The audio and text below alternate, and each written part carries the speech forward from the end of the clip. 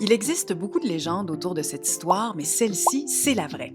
Celle que Louisette Charland, qui a longtemps travaillé au Katsu et que Paul surnommait son ange gardien, a recueillie directement auprès de lui.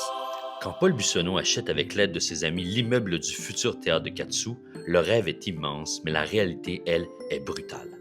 Pour l'acheter, il vend son appartement et peine à trouver le financement pour les rénovations. Très vite, l'immeuble se fait saccager et vandaliser, des incendies éclatent, à tel point que Paul vient surveiller les lieux la nuit, armé d'une carabine.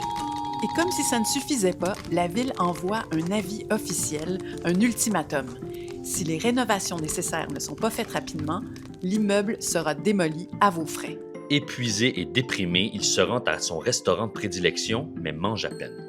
Claire Bouilleux, la femme du propriétaire, l'écoute, puis lui dit simplement « Revenez demain, j'aimerais vous présenter quelqu'un. » Le lendemain, elle lui présente son comptable, Sam Abramovich. Cet homme discret est en réalité un grand amoureux des arts et un mécène culturel québécois important. Ils discutent, puis soudainement, Sam s'arrête. Sans raison apparente, une question surgit qui changera le cours de l'histoire. C'est vous qui avez fait la mise en scène de la Tour Eiffel qui tue? Paul répond « Oui ».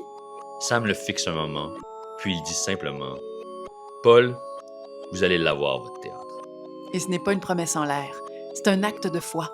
Ce jour-là, alors que tout devait finir, quelque chose commence. Le Katsu entre dans sa légende.